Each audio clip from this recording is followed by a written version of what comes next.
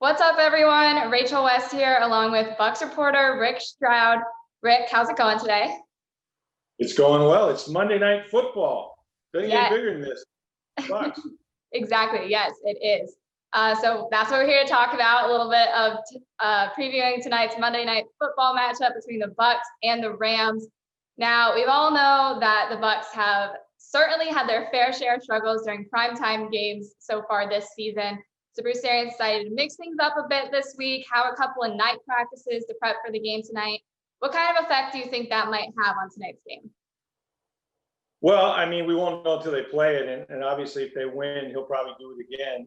I think, as Bruce Arians said, he's just got to try something different because they really have played some of their worst games in primetime, whether it was a Thursday night game at Chicago or even though they won the game against the Giants, they didn't really play particularly well. And, I think some of that isn't really related to the dynamics because they're each different, right? When you play a Thursday night game, for example, you don't have preparation time. You do walkthrough. And so you're kind of cramming for the test to the last minute. When you're on the road, it's even more time you have to spend traveling and such. And so it's a condensed week. When you play Sunday night football, you can at least kind of watch football during the day.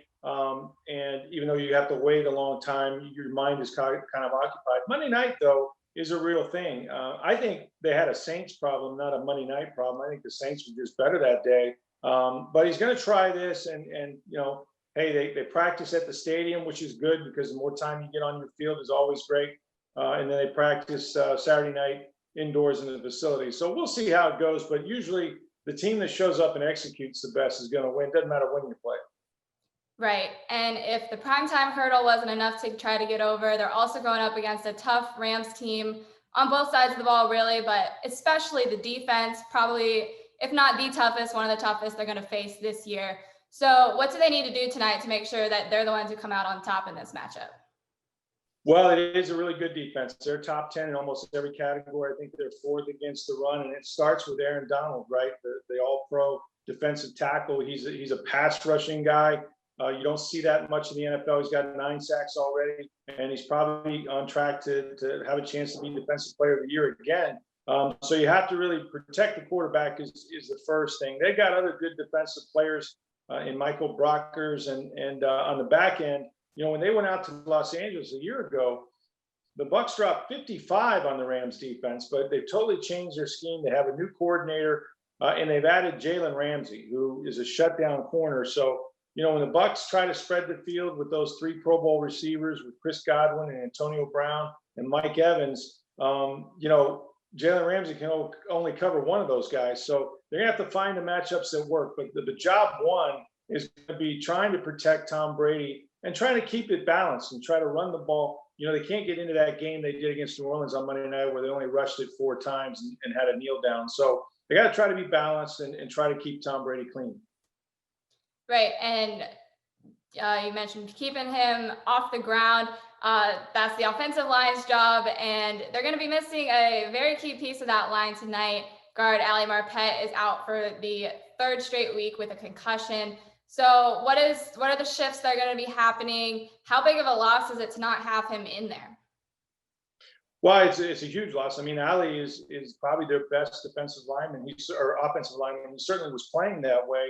He was playing at a Pro Bowl level, but this will be the 3rd game, as you mentioned, they haven't had him. The first game, they went a little different. They went with Joe Haig at guard. Didn't work out very well. The game in New Orleans kind of caved in the left side of that offensive line. But last week in Carolina, they went to A.Q. Shipley at center. He's a veteran center. He's played for Bruce Arians in Pittsburgh and Indianapolis and with the Cardinals. Still has plenty in the tank. And then you move Ryan Jensen to left guard, and that really worked pretty well because Ryan Jensen's a pretty good blocker and maybe even better at guard at times. He can be more aggressive. So you remember against Carolina, they had 92 yards rushing for Ronald Jones and a 98-yard run. So they did really well. Now, this is not Carolina's defense. Unfortunately, they got to play the Rams defense. But I think they can hold up well inside. They're fortunate to have those guys, and that's why Shipley is here. But you can't replace an Ali Marpet. And at this point, Rachel, after missing 3 weeks, 3 games with a concussion, you start to become concerned now about Ali Marpet's future. You know, there have been players that have had a history of concussions. I don't remember any with Ali, but you certainly would like to see him start to get better and be able to play in the next week. So it might be precautionary. I know he was out there practicing, but this is the way they practice. And sometimes you just have to say, we got to play our guys in practice that we're going to play in the game. And I think that's kind of where they are tonight, you know, against the Rams. Yeah, we're definitely hoping for the best for him and a speedy recovery. Hope all is well there. We'll see what the new look offensive line can do out there tonight, and if they can get over the primetime hurdle like we talked about before. It'll definitely be an interesting one. So thanks for the time today, Rick. We'll be checking back with you tomorrow after the game to go over everything that did happen. So everyone, be sure you're following along throughout the game tonight with him on Twitter. And as always, be sure you're checking out tampabay.com for your full Bucs coverage.